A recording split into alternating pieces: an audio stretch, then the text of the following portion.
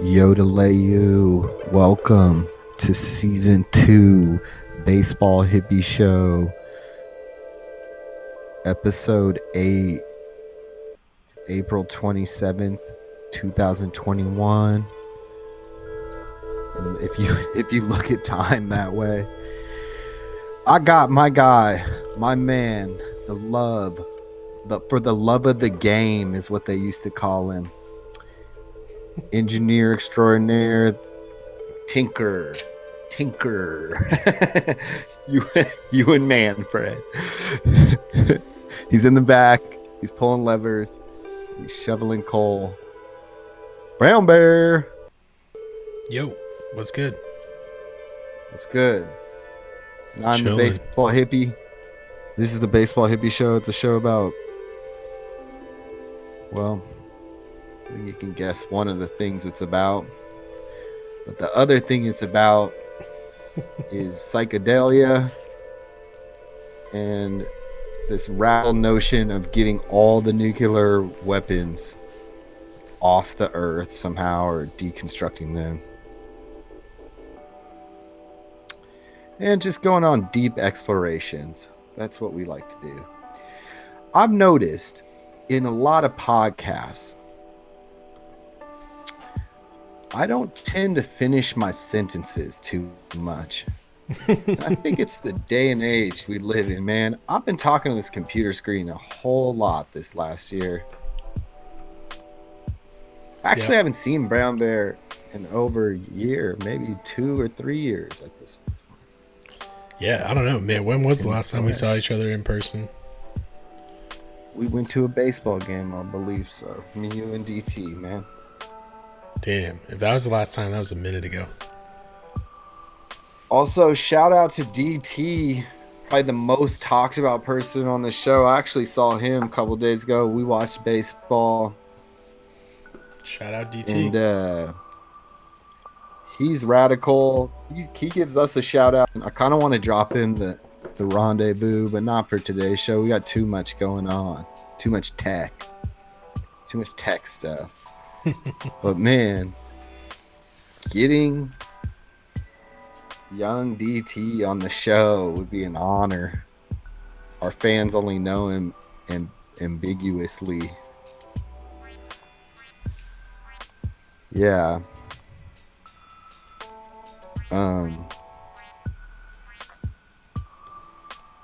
Shout out DT. But also, as you can see,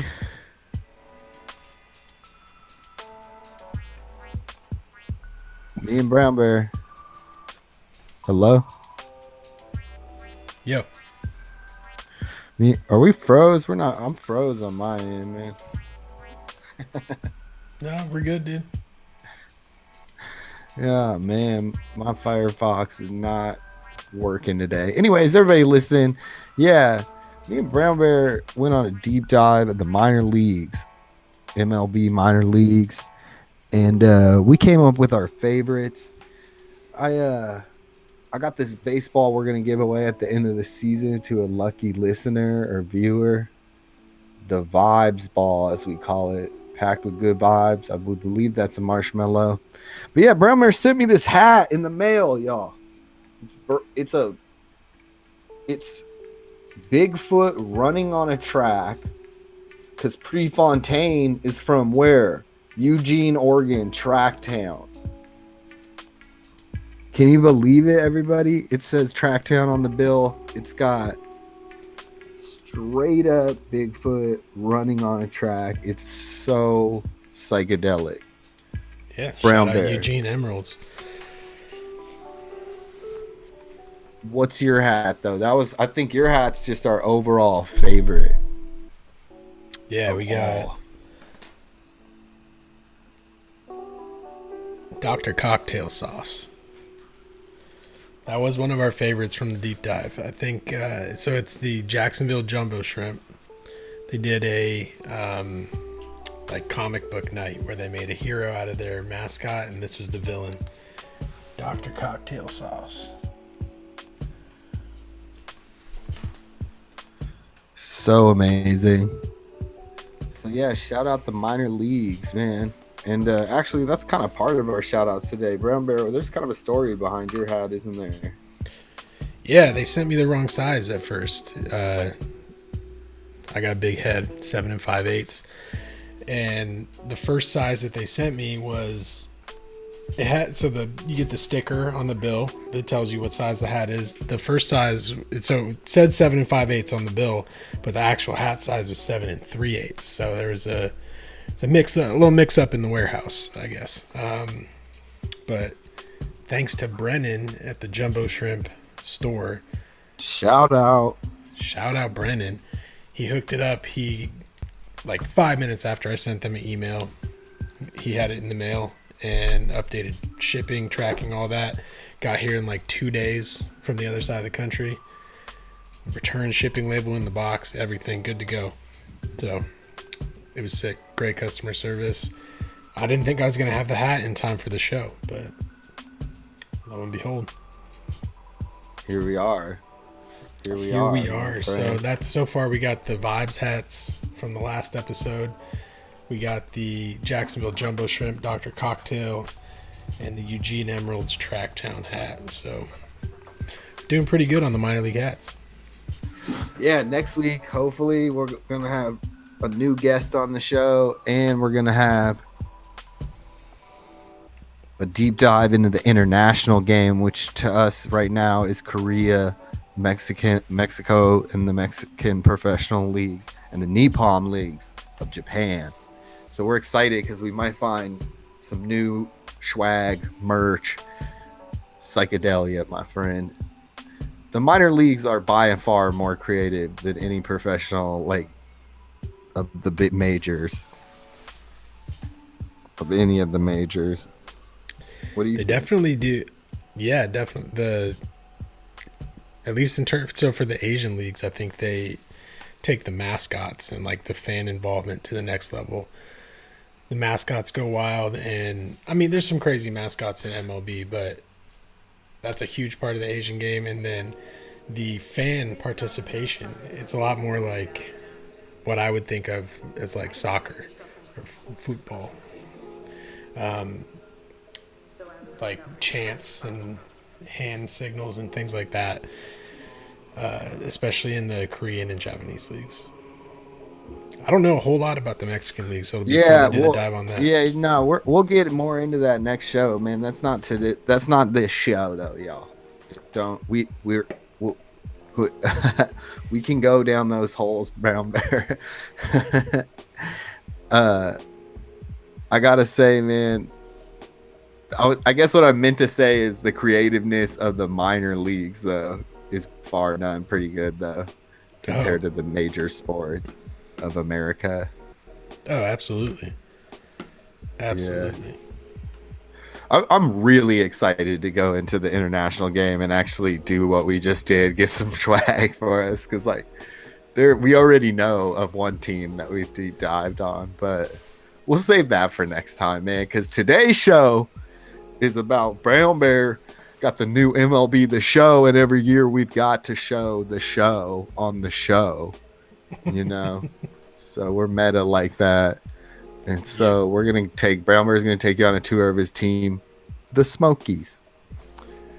So that'll be fun. Do we have any other shout outs, man? Brennan, what a great shout out this week. I wanted to mention, man, shout out Carlos Rondon. I know he's in the weekly roundup, but we gave Musgrove a shout out for pitching a no-hitter, and so we've got to give him a shout out for pitching a no-hitter. But the only reason he's not getting an official shout out for pitching a no-hitter is because his no-hitter came so quickly after another guy, Musgrove, who pitched a no-hitter. If it was just a single no-hitter, I feel like he deserves a shout-out. But he still gets a shout-out. So it's not even like a half shout-out. It's a full shout-out. And then Bumgarner had an almost no-hitter. A 7-inning no-hitter. Dang, man. No-hitters are becoming commonplace early in the season. Okay, well, Bumgarner gets 2/3 of a shout-out because he pitched a no-hitter in 7 innings. Yeah, because it the was. game only lasted 7 innings and traditionally it lasts 9, so that's I 2/3. think it was the right? second Around game there. of a doubleheader. Actually, yeah. Okay. Okay. Well, he gets a shout out. I don't know how much 7/9 is. Let me look it up. Yeah, like point. He gets 7/10 of a shot. 7.77 a hundredths. No, 77 a hundredths of a shout out. Man, he would just be like, "You sound dumb right now, man. You sound dumb." I know Bumgardner, man. You wouldn't appreciate that. All right, Bumgardner gets a shout out, man. We're giving out shout outs. Brammer, you got any other shout outs? I think honestly, first before no more shout outs, but you're actually right, dude. 0.777 is pretty much what it would be. I think. Oh yeah, man. Of course I'm right. Got my T84 right here, man. I'm not messing around. You got this much technology at your hand, you can't afford to be wrong. That's what a T84 is. 2 plus 2 is always going to equal 4 on this, man. Unless you change the parameters, then you could probably get it not to equal 4 sometime. But Yeah. You're the math whiz, man. I don't know. I'll leave that to you. nah, dude, you know, because you checked my math. We're both math, man. Math is for the Google people, checked man. your math. I need you to check my math. If it was me doing math in a bubble, man, the math wouldn't check out, if you know what I mean. We need each other when it comes to math, Brownbear. Word. Speaking of What's math, been going on with you? Yeah, tell us what's been going on with. as you can see, we're in the great library, the great baseball hippie baseball library, and one more book down this week. Actually, it's been like 8 weeks. Didn't I start this at the beginning of the season? The reason I'm wearing the glasses, actually, they're fake. I've been reading Moneyball, and I finished it today, and I want to give some of my thoughts about it.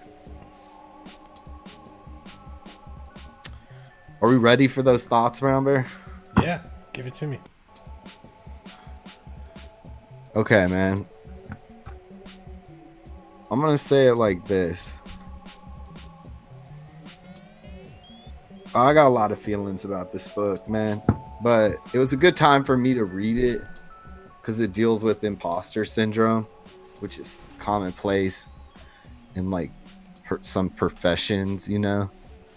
So as I'm trying to become more of a professional in my real life, it was kind of a good little personal thing. The writer's a little crass. He talks about weight a little, like, I think he's trying to take you into the baseball world, but some of it just rubs off as like,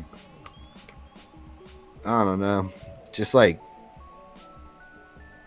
not good, tacky. I don't know how to describe it. Shamey. He's not like the greatest writer in the world. It's definitely like a national bestseller style. But let's take away all the little like, okay, what are the opinions? It is a great book, not just a good book.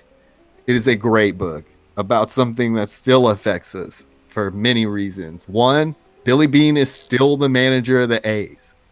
Okay. Two, Moneyball is in play. It's a part of the game. Saber Mets, all of it. And three, it's something we tap into the show a lot about. And it's about the Citadel, or as he calls the club, as I call the execs, or I've been calling them this season since Mather, the Blabbler, the Blabber. That's what we'll call him. The Blabber came through. But man, I'm going to say this. This guy, Bill James, with the baseball abstract, he broke the norm. And that's what it's about, breaking through. And he had some pretty interesting observations about the game. And it makes me want to go deeper dive into that. And I don't know. It's just the basis of what I believe to be like science, I guess you could call it, where it's like skepticism about the way that we've been told it is. You know what I'm saying? Yeah. And I think that's what Moneyball really touches on, is like this idea that like people in positions of power might be wrong about things. And another thing is it outlays that with just Billy Bean's failure as a baseball player, you know? And if you go to become a professional baseball player and you fail, it's kind of like probably the failure of your life. You know, it's like you pretty much dedicated your life to doing it. So he got his second, you know, he now is an exec and he has this, he's probably going to go to the Hall of Fame would be my guess, right?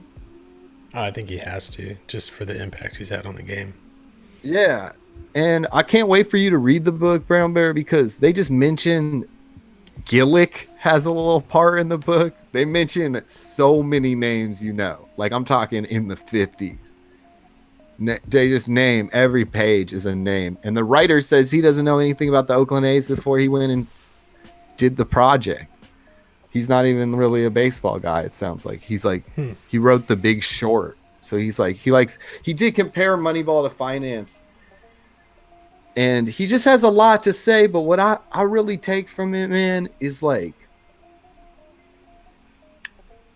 I like statistics a little more after reading that. I like baseball stats where we have a unique thing with it. And Bill James wasn't satisfied with the box score, because when you do your history on what the box score is, it was invented in the turn of the century by a dude who was doing it for cricket and brought it to the US. Okay. Or to the States or whatever. And so it's like, it's good because it started statistics in sports, but you know, it's just like, look how far we've come thanks to people like Bill James. I just want to read some of his stuff because he did these things called baseball abstracts. He published them for 10 years from 1977 to 1988. Yeah. And they're like witty, and he's kind of like, I'd say almost a little pompous. He's kind of like knows, you know, but he's very like persuasive, I guess. I haven't read any of them, but like so I shouldn't even say that because that's a big tenet of the book. A lot of people talk about Moneyball, but have they read Moneyball? You know what I'm saying? Yeah.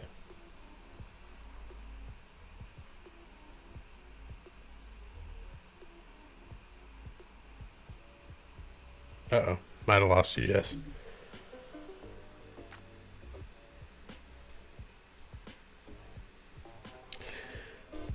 We lost Jesse. Baseball hippie down. And man, they try to take me out. Can you hear me? Yeah, I can hear you now. They did try to take you out. Can't take me out. It's all good, man. It was freezing anyways because Firefox or whatever. But anyways, what I'm saying about Bill James is the last one he published, is said, out of all my studies I've done in the last 12 years, what have I learned? ? What is the relevance of sabermetric knowledge to the decision-making power process of a team if I was employed by a major league team? And he was by the Boston Red Sox, guess who else was employed by the Boston Red Sox? Keith Law. Guess who else worked for Billy Bean? The guy who used to work for the Blue Jays, J.P. Archie. Oh, man. You know this guy, Brownbear.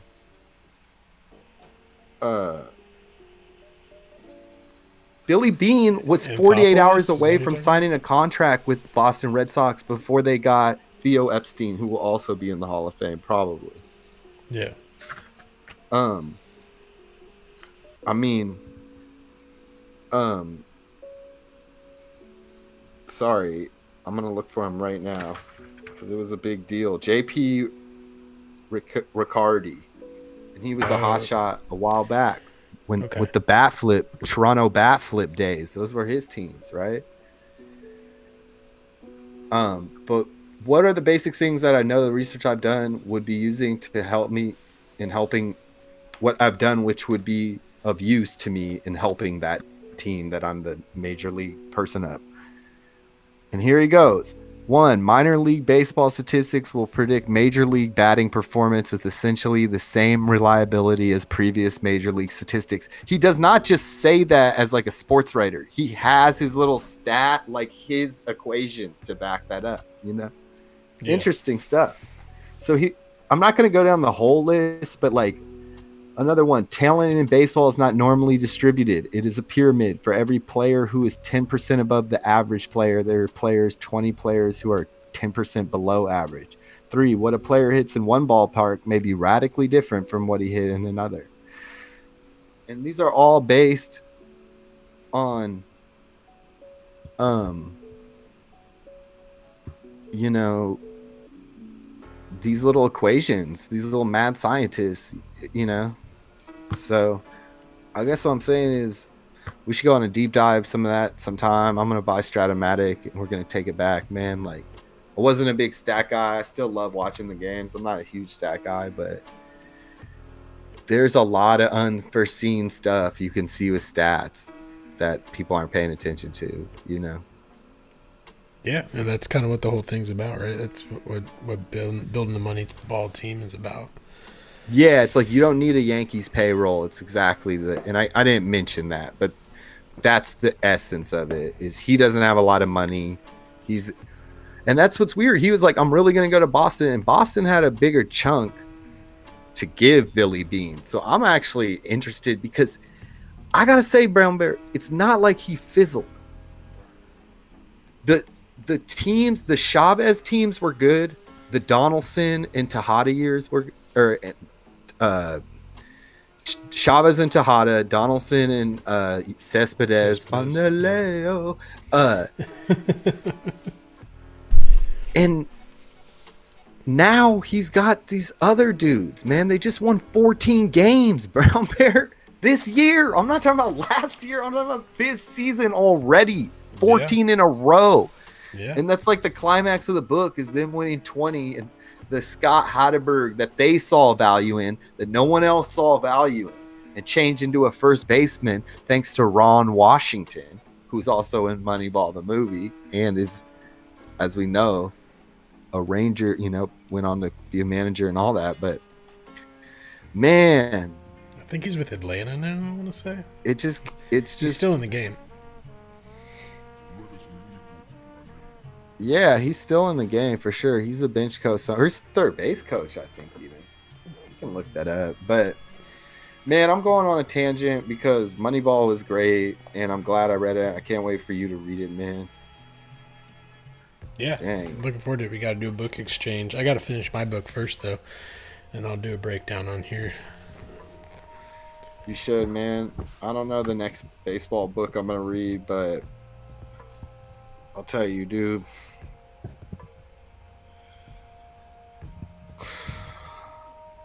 He's still snaking the game, dude. I'm surprised. If Topoto isn't up on some Billy Beane, he's missing.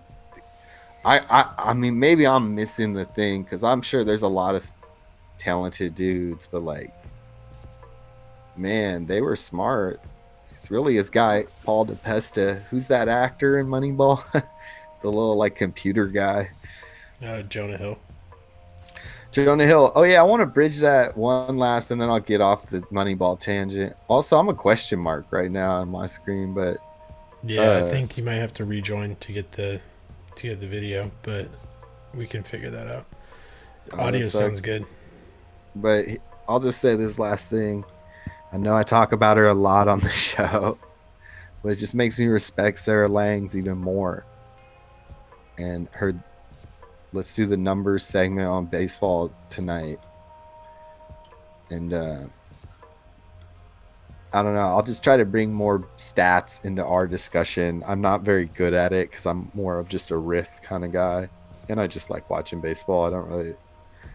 But it's interesting, Brown Bear, and you don't have to be like a math dude. Like, I think you would like it, man. It's just cool that people are like care, you know, like they're nerdier than us, you know. Yeah, for real. I'm interested in reading it because I've only ever seen the movie, and I mean, I think I have a respect for the advanced sabermetrics, but need to learn more about it. So definitely looking forward to that. Moneyball, man. It's Moneyball. crazy. Yeah. It's kind of shark world. Shark eats shark. Shark eats shark. Well, speaking Well, of those are, Moneyball, yeah. before we get into the weekly roundup, we want to show that clip, the 20th game. Honestly, sure.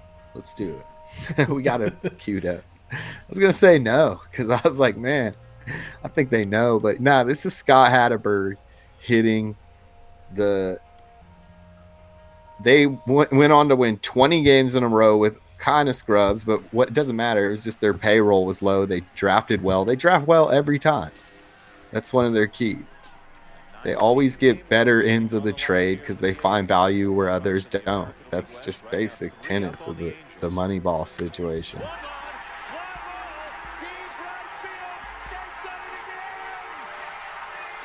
They went down. They were up 11-0 in the 20th consecutive win game, and then they tied it up. And Scott Hatterberg won the game with that homer. It's real. You can look it up. They talk about Chad Bradford. They have a whole freaking chapter.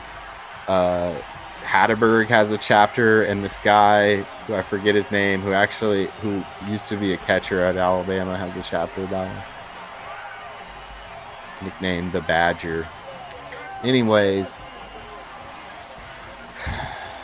he's still doing it, Brownbear. We're still living in the era of greatness.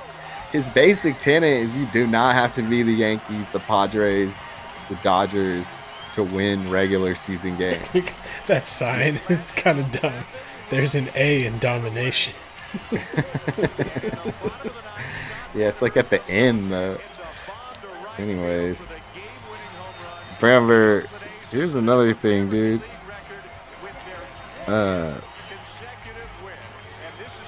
They didn't steal a lot of bases. And when I went over Billy Bean's, like what I call his biggest tragedy is trading Cespedes in the middle of the year. When you read the book, you understand it more. Like he always trades anybody in a contract year that's big. So that's what that was probably. But it was weird that he traded him for Lester, and they never steal ever. That was part of their thing. They thought stolen bases weren't a good idea. And guess what killed them in that one game playoff against the Royals? Guess who did like to steal, I guess is what I should say. Yeah, and Lester couldn't throw a pickoff move to first to save his life, right? He got the yips big time. My homie David Life is from strange. my homie David is from California, and he's a huge Oakland fan. And he's still, like, to this day, anytime we watch a baseball game, he talks about how that moment haunts him. That series haunts him. We usually get together and watch games during the postseason, and he cannot watch a postseason game without mentioning John Lester and his pickoff move or lack thereof. That game was in the books. That Texas Blue Jays series. We've seen some good Mariners games together. Is that the 2014 postseason? I think that one game playoff A's versus Royals. Yeah. Brownbear. Yep. Can you hear the sirens? Yeah, man, they're coming for you. Man, I wish I had more to say concisely about Moneyball, but we're on a good path with this podcast because just the key out there is to look where others aren't and be skeptical. The vast knowledge of baseball statistics. Shout out to Sarah Langs. She had a great story about Brian Hayes for the Pittsburgh Pirates. The Pirates, yeah. Spot on, man. There's so many ways to call good players. One is watching the games, I guess, but this book kind of tells you your eye can trick you sometimes into thinking, I don't know, Mike Zunino is better than Mike Piazza, but sample size is a big deal in baseball. I'm ready to go into the weekly roundup. Thanks for letting me just spew out some Moneyball ramblings. Everybody who listens to the show, God bless you for whatever you believe in. Bless on you if that's what you say. Goddess bless you. Or just neutral. My guess is if it is something that powerful, it's both gendered or there was one of, or I don't know. Man. I don't want to say one of each. Then I sound like those people. I do not feel that way for everyone out there. It can be whatever. Probably more of the world is whatever we want it to be. Is how I feel. Word. Well, let's take it to the weekly roundup. Got a couple highlights from just picked a few things that stood out to me between the last show, which was 2 weeks ago, and today. Starting off with Rondon's almost perfect game. I think this is the whole ninth inning that I have here, but we definitely don't need to watch the whole ninth inning. I'm going to kind of skip through and pick out a couple things here, but definitely so many no-hitters to start us off. Yeah, pretty wild. Pretty wild and super interesting. So would be on the precipice Carlos of baseball Rodon for the I think I said Rondon before. Carlos Rodon for the I said White Rondon, Sox. Yeah, it's Rodon. Yeah. And all good, man. All good. So he enters into the ninth inning and he's got a perfect game going. He had this nasty slider going all night, and dude throws like 97, 98 when he wants to. He's kind of a mean pitcher. He, I think, was drafted really high and then had some injury issues, had Tommy John, and kind of working his way back. He, I think, was a free agent, or he was DFA'd last year, something like that, and then signed a 1-year contract in the offseason with the White Sox. They brought him back. And I remember hearing him say that he wanted to come back to the team because he felt like he had been part of the build-up to where they're at now, and he wanted to win with these guys. So this play is crazy. Jose Abreu could have really hurt himself on that play. Whoa. Talk about saving a no-no. You okay? There's always plays like that sweet. in no-hitters. There's always some close play. This dude Naylor's like, no way, I was not out. Oh, I don't know if he was. He looks. Nah, I've watched this, but it's not a tie though. Watch it. He dives head first, which you shouldn't do because you're going to hurt yourself, and you also shouldn't do because I'm pretty sure they've proven it's not any faster than continuing running through the base. But when he dives, I don't know if they're going to show it again. When he dives, his left hand gets hung up in the dirt. And so Jose's foot beats him. Watch it. So foot's there now. And I think from the other side angle, his left arm gets all bent up because it hits the dirt. Loses the extension on it. Dude, plus unwritten rules of baseball.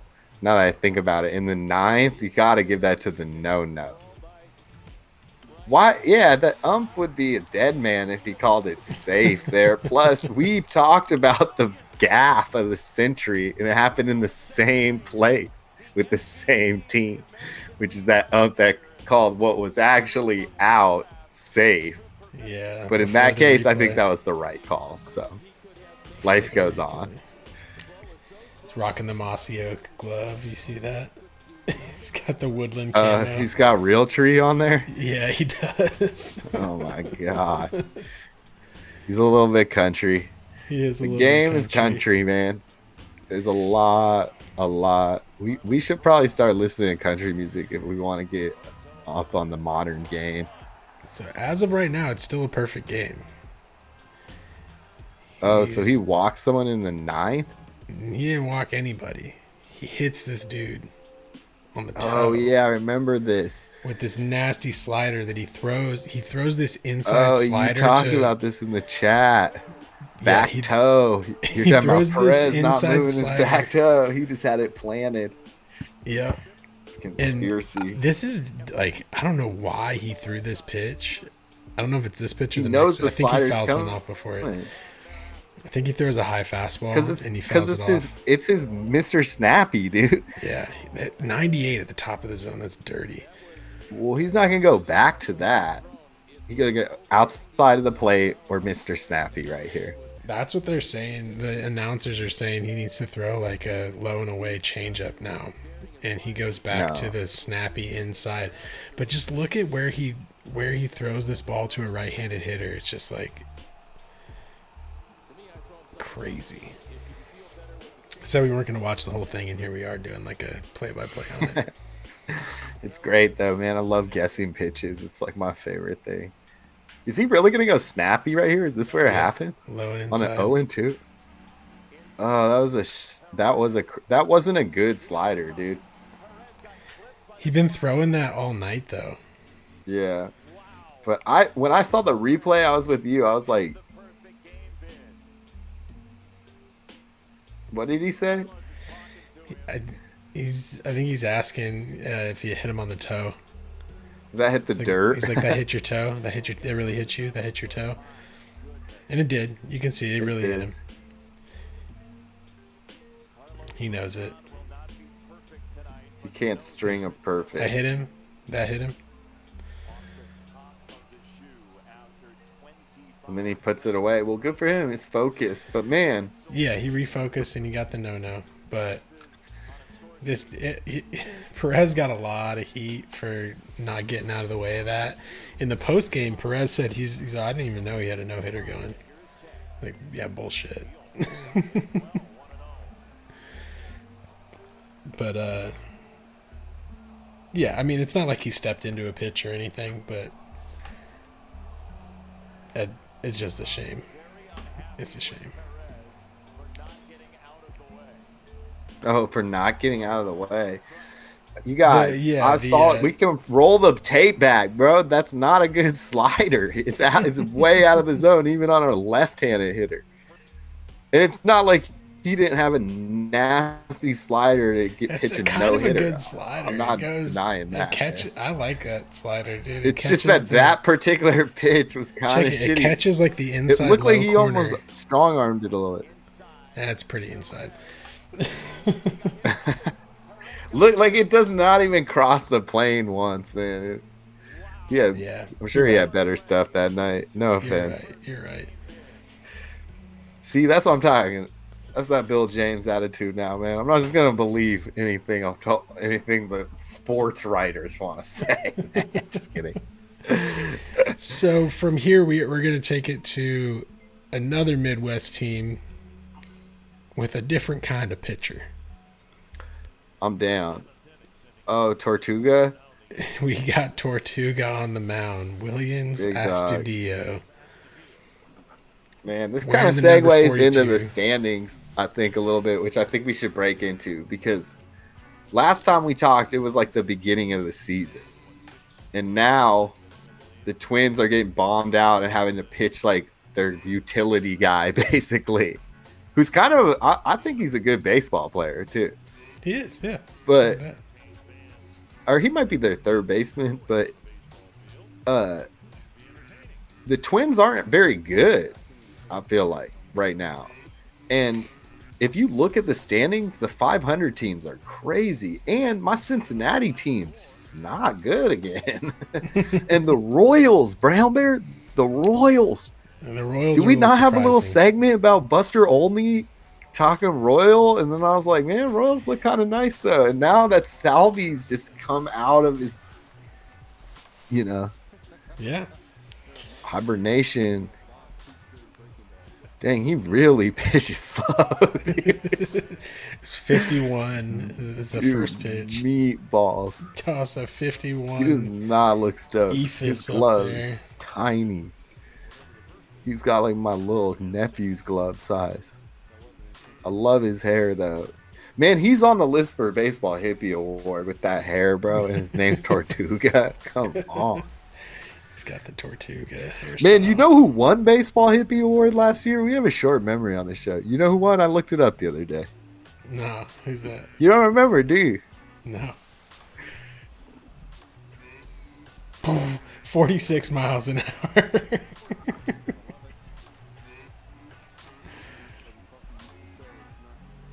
So yeah, Tortuga, for all the Spotify listeners, we're just watching Tortuga get bombed out in the eighth against the Angels.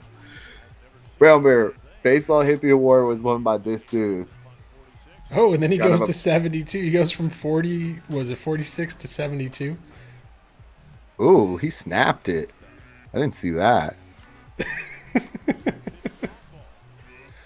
Dang, he's pretty good, actually.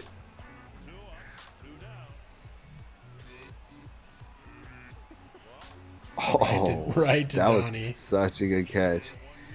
Hey, man. The Baseball Hippie 2020 award winner was the Parrot Man. Encarnacion.